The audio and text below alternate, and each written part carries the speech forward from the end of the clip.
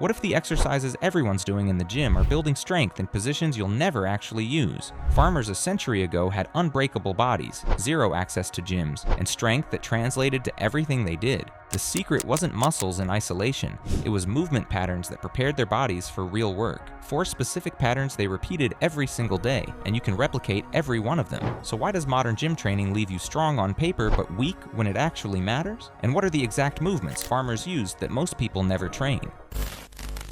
Picture a farmer walking across uneven ground carrying 2 60-pound grain sacks, one in each hand, for 100 yards to the barn.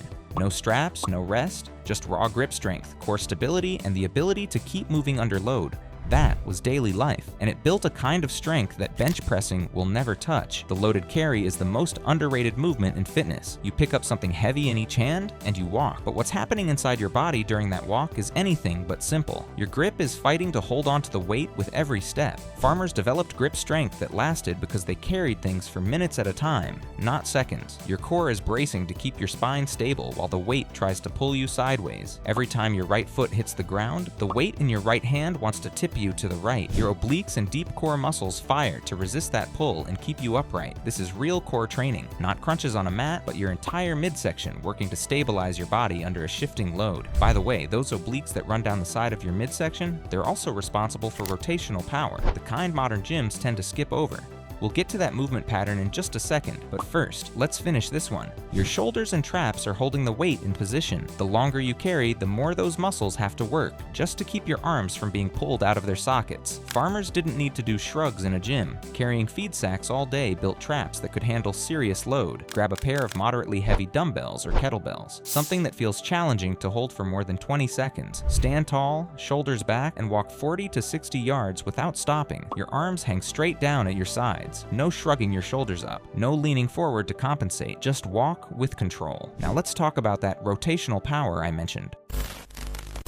Chopping wood, swinging a scythe through tall grass, throwing hay with a pitchfork. Every one of these movements required the same thing: explosive rotation from the hips and core. Farmers weren't doing planks to build their midsection. They were rotating under resistance hundreds of times a day, and that built a kind of core strength that keeps your spine safe and generates real power. When you chop wood, your body doesn't just swing the axe with your arms. You load into your back hip, rotate your torso, and drive through the swing with your entire body. That rotational force travels from your feet through your hips, into your core, and out through your arms. It's a full body movement disguised as an upper body task, and the constant repetition of that pattern did 2 things. First, it built the muscles that create rotation, your obliques, your transverse abdominis, and the smaller stabilizers along your spine. Second, it trained the muscles that resist rotation, because when you swing something heavy to one side, the other side of your body has to brace hard to keep you from collapsing into the movement. The modern equivalent is cable rotations or landmine rotations. These replicate that same loading and unloading pattern without needing an axe and a pile of firewood. Stand perpendicular to a cable machine set at chest height. Grab the handle with both hands and step far enough away that there's tension on the cable. Your feet are shoulder width apart, knees slightly bent. Start with your hands near the machine, arms extended. Now rotate your torso away from the machine, pulling the cable across your body. Your hips rotate, your core twists, and your arms follow the movement.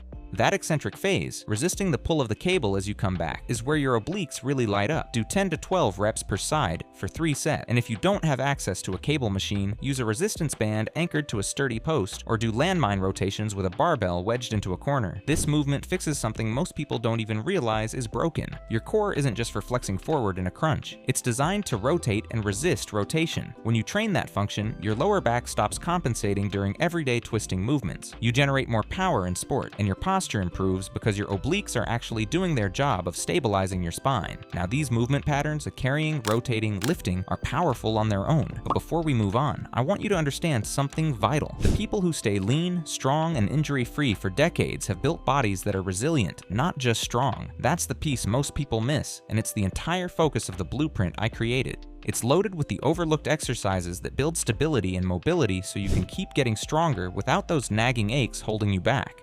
It's the complete guide to getting your body moving and feeling the way you want it to. You can scan the QR code on the screen with your phone or check the link in the description below.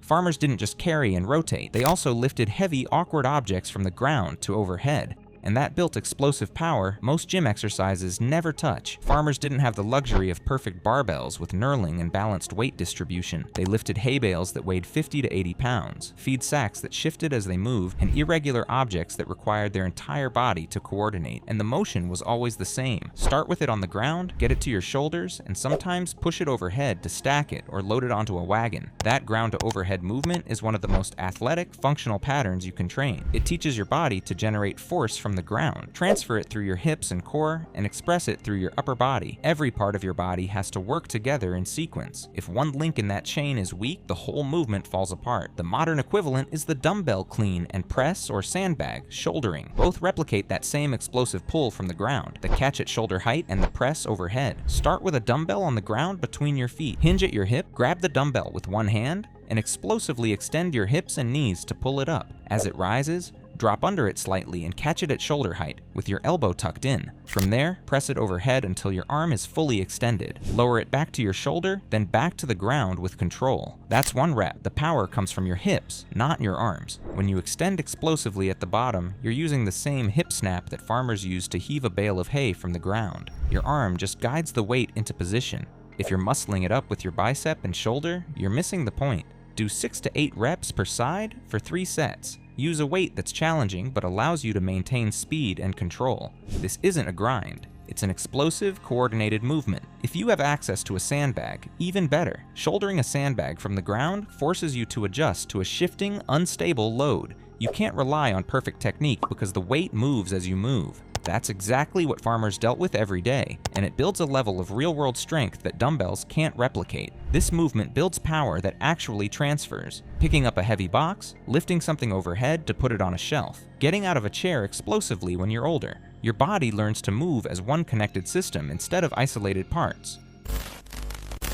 Farmers didn't lift perfectly balanced weights. They moved rocks to clear fields. They carried fence posts that were longer on one end. They hauled irregular loads that shifted and twisted as they picked them up. And that awkward, unpredictable resistance built something that modern gym training almost never touches: the ability to stabilize under a load that's fighting against you. When you deadlift a barbell, the weight is perfectly centered. The bar doesn't shift. Your body learns one very specific pattern of movement, and it gets strong in that pattern. But hand that same person a sandbag or an oddly shaped rock, and suddenly they struggle. Why? Because their stabilizer muscles, the small, deep muscles that control fine adjustments and keep joints in place, have never been trained to handle unpredictability. Farmers trained those stabilizers every single day without even thinking about it. Lifting a 70-pound rock that's heavier on one side forces your core to brace harder on that side. Your grip has to adjust to an uneven surface. Your hips and lower back have to compensate for a load that wants to twist you as you stand up. That constant adaptation built bodies that could handle anything. The modern equivalent is sandbag deadlifts or odd object carries. Sandbags are perfect for this because the sand shifts inside the bag with every rep. You can't rely on muscle memory, you have to adjust in real time.